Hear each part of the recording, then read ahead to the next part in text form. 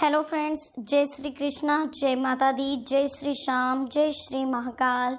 तो दोस्तों, कैसे हो आप सभी? आशा करती हूँ कि आप सभी बहुत अच्छे होंगे और प्रार्थना करती हूँ ईश्वर से कि आपको हमेशा खुश रखे। देखिए दोस्तों, आज का वीडियो बड़ा ही इंटरेस्टिंग है। चलिए दोस्तों, जल्दी से वीडियो को लाइक करके चैनल को सब्सक्राइब कर लीजिए, बेल आइकन को प्रेस करिएगा, साथ ही वीडियो को शेयर करना बिल्कुल भी मत भूलिएगा। बहुत ही खास और महत्वपूर्ण वीडियो है। आज की वीडियो में हम आपको बताएंगे कि अचानक से आपके दरवाजे पर कौन सी खुशखबरी है जो बहुत जल्द दस्तक देने वाली है। आखिर क्या कह रहे हैं टैरो कार्ड्स आपके लिए, और आखिर क्या कह रही है आपकी किस्मत, किस तरह की कंडीशंस आने वाले समय में क्रिएट होगी।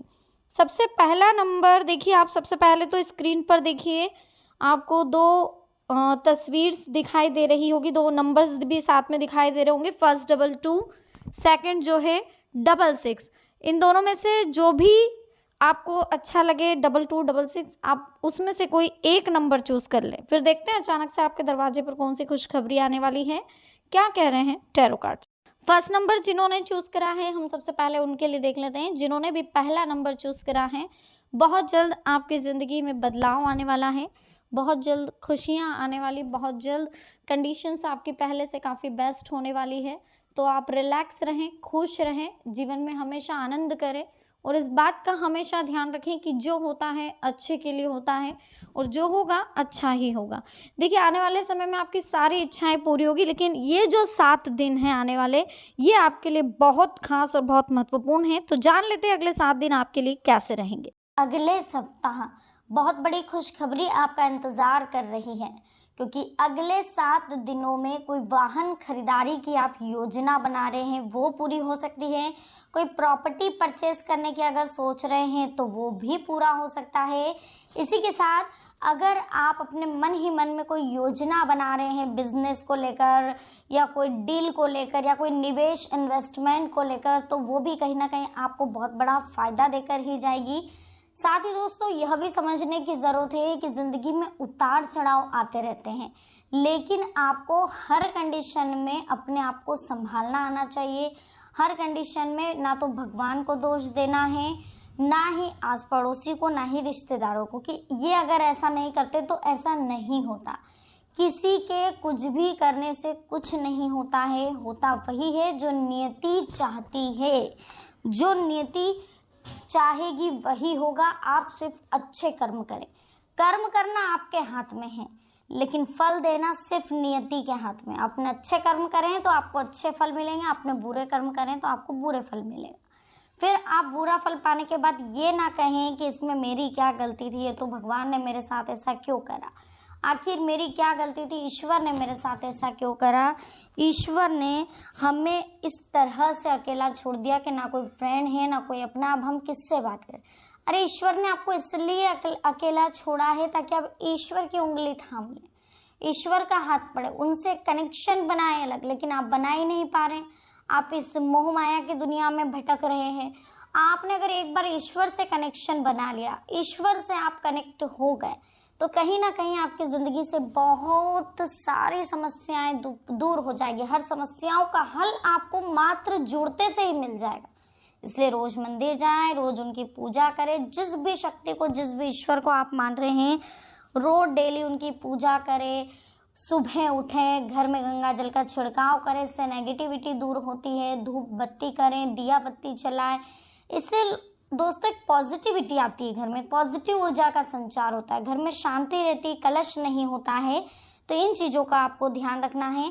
साथ ही यह भी समझना है कि अगले 7 दिनों में आपको अपने जीवन में काफ़ी बदलाव करने की कोशिश करनी है। जितना बदलाव आप करेंगे उतने बेनिफिट्स आप खुद देखेंगे। सिर्फ 7 दिन आप ये बदलाव करें, 8वें दिन आपको खुद बेनिफिट दिखेगा, ये गारंटी है। 100% आप लिख लीजिए।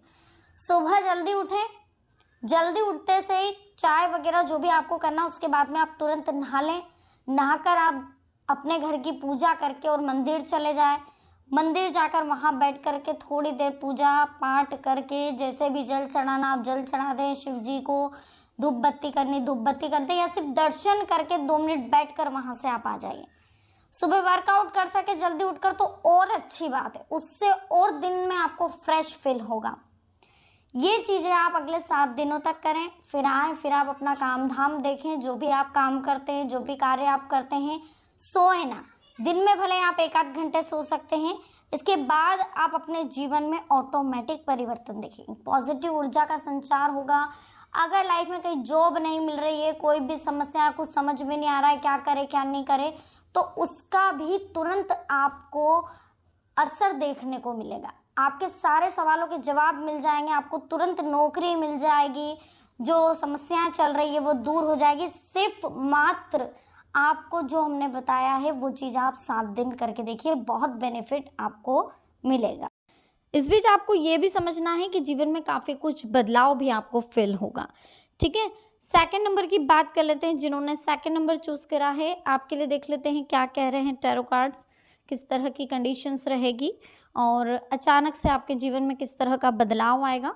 तो जिन्होंने भी सेकंड नंबर चूज़ करा है, सबसे पहले हम उनके लिए देख लेते हैं कि किस तरह के चेंजेस आपके जीवन में आने वाले हैं।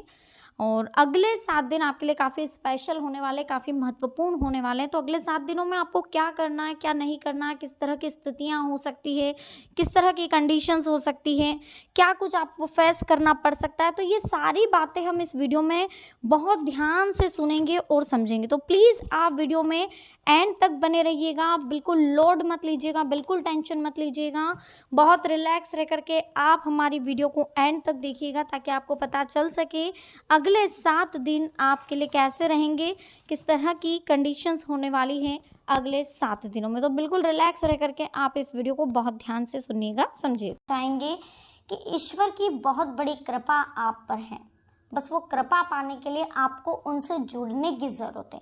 कहीं ना कहीं आपको ईश्वर पे विश्वास तो है, लेकिन अटूट विश्वास नहीं, आपका विश्वास डगमगाता रहता है। तो ईश्वर पर विश्वास करें। लोगों की बातों में बहुत जल्दी आ जाते हैं, बहकावे में बहुत जल्दी आ जाते हैं। कोई अगर किसी के बारे में, आपके अपने के बारे में ही बोल रहा है, कोई गैर आकर आपको बता रहा है, तो आप बहुत जल्दी उस पर विश्वास कर लेते हैं। तो किसी पर भी विश्वास करने से पहले 100 बार आपको सोचने की ज़रूरत है।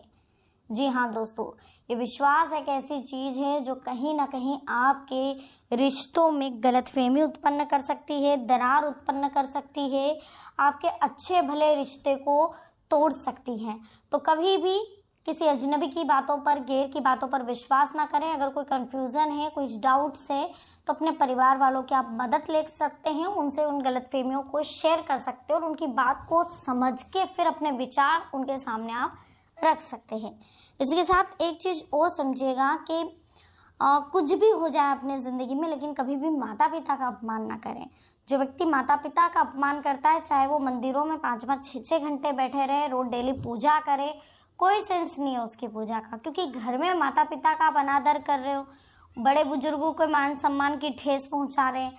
आपको समझ में ही नहीं आ रहा है कि यार वो बड़ा इंसान है, उससे मुजोरी नहीं करना है, उनसे बातचीत करते समय आपको ध्यान रखना है, थोड़ी शर्म लज्जा आपके आँखों में होनी चाहिए। आप बिल्कुल नहीं शर्माते। अगर किसी बुजुर्ग से आप बात कर रहे हैं तो बिल्कुल अकड़ के बात कर रहे हैं, उन्हें किसी भी गलत अपशब्दों से आप उन्हें पुकारते हैं, पीठ पीछे भी आप अपने घर के बड़ों को गलत शब्दों से पुकारते हैं, कुछ तो भी नाम उनका रख देते हैं। तो ये चीज़ें नहीं होनी चाहिए। आपको ऐसा लगता है कि आपके घर के बड़े बुजुर्ग नहीं सुन रहे हैं, लेकिन ईश्वर जरूर सुन रहा है और इन चीज़ों का आपको फल बहुत जल्दी मिलेगा।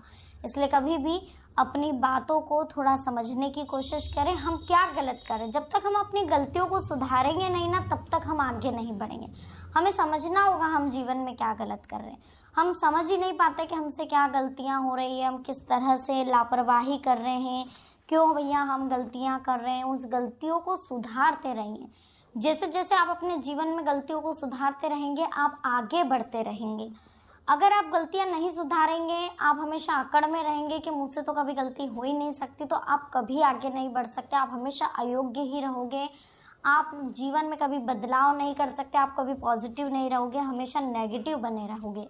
इसलिए जीवन में अगर कुछ करना है तो पॉजिटिव बनने की कोशिश करिए और सभी का भला सोचने की कोशिश करिए, तो आपके साथ तुरंत ही अच्छा होगा। आपको अपने जीवन के जीने का जो अंदाज है उसे बदलना होगा। अगर आप वो बदल लेंगे तो आपकी लाइफ में बहुत कुछ परिवर्तन आ जाएगा। इसी के साथ अगर हम अपनी सोच को सकारात्मक रखेंगे और लगातार प्रयास करते रहेंगे, तो हम बहुत ही जल्दी अपनी सभी समस्याओं को दूर कर सकते और हम हर बाधा का सामना करने के लिए तैयार हो जाएंगे। हमें बड़ी सफलता तभी मिलेगी जब हम खुद से बेहतर काम करेंगे। तो हमें कोशिश करते रहना चाहिए दोस्तों कि हम अच्छे काम करें, सकारात्मक सोच के साथ प्रयास करें, सभी बाधाएं आसानी से दूर होगी। जब हम खुद में सुधार करना बंद कर देते तो हम और ज़्यादा अयोग्य हो जाते हैं, इसलिए हमें अपनी गलतियों को सुधारते रहना चाहिए। सफलता या असफलता हमारा नियंत्रण उस पर नहीं होता है। देखिए, हमारा नियंत्रण इस बात पर रहता है कि हम असफल होने के बाद भी फिर से पॉजिटिव हो जाए, फिर से काम की शुरुआत करें। हम तभी बेहतर काम कर सकते हैं हम जब बीते हुए कल की तुलना आज से ना करें और अच्छा काम करें।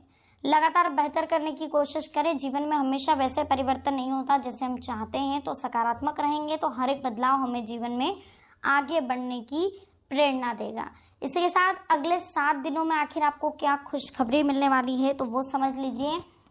कोई व्यक्ति है जो आपसे टकराने वाला है, कहीं ना कहीं या तो कोई व्यक्ति आपकी ज़िंदगी में आ चुका है, बहुत ज़्यादा आप पसंद करने लगे मन ही मन उनको, या तो आपने बताया नहीं और बता दिया है तो आपको ऐसा लग रहा है कि वो व्यक्ति आपकी केयर नहीं करता है। दिन पे दिन आपकी शंका बढ़ती जा रही है, डाउट्स बढ़ते जा रहे हैं, फ़ोन कर करके आपने उन्हें परेशान कर दिया है, बहुत ज़्यादा परेशान कर दिया, इस कदर परेशान कर दिया कि वो व्यक्ति आपसे पीछा छुड़वाना चाहता है। क्योंकि देखिए, इंसान किसी भी रिलेशन में हो, चाहे पेरेंट्स के साथ आपका रिलेशन हो, तो आप नहीं चाहेंगे कि मैं फ्रीडम रहूं, मेरे पेरेंट्स मेरे ऊपर इतनी रोक टोक क्यों करते हो। आपको पेरेंट्स गलत लगते हैं कि नहीं जब पेरेंट्स आप पर रोक टोक करते हैं। इसी तरह से हस्बैंड वाइफ का रिलेशन हो या अदरवाइज कोई भी रिलेशन हो, उस रिलेशन में जब तक आप सामने वाले को फ्रीडम फील नहीं करवाएंगे, वो उस रिलेशन से उसका दम घुटने लग जाएगा, वो उस रिलेशन से बाहर निकलने की कोशिश करेगा, वो आपको इग्नोर करने की कोशिश करेगा। क्यों? क्योंकि आप बार बार फोन कर रहे हैं, परेशान कर रहे हैं, कहाँ हो, क्या हो रहा है, कैसे हो रहा है। अरे थोड़ा फ्रीडम रहिए। ठीक, किसी का अट्रैक्शन पाने के लिए उसे बहुत ज़्यादा पागल करना भी सही नहीं है। अट्रैक्शन आपसे अगर उस व्यक्ति का है तो आप कितना ही कुछ भी कर लो वो नहीं जाएगा, लेकिन अगर अट्रैक्शन ही नहीं है और आप उसके प्रति कितने ही पागल हो जाए, वो अट्रैक्शन पैदा हो ही नहीं सकता। फीलिंग ऑटोमेटिक आती है, फीलिंग को जगाने की ज़रूरत नहीं पड़ती है। इसलिए ज़्यादा किसी के पीछे ना भागे, अपने पेरेंट्स का भी ध्यान रखें, पेरेंट्स की वैल्यू को भी समझने की ज़रूरत है आपको, और थोड़ा उस व्यक्ति की जगह भी रहकर देखिए, थोड़ा अपने आप में बदलाव करके देखिए, आपको लाइफ में ऑटोमेटिक इंटरेस्ट आने लग जाएगा। तो दोस्तों, आज की वीडियो आपको कैसी लगी? पसंद आई हो लाइक करें, कमेंट सेक्शन में जय माता दी लिखे, चैनल को सब्सक्राइब करके बेल आइकन को प्रेस करें। मिलते हैं नेक्स्ट वीडियो में। अभी के लिए आप सबको बहुत बहुत धन्यवाद। जय माता दी, हर हर महादेव।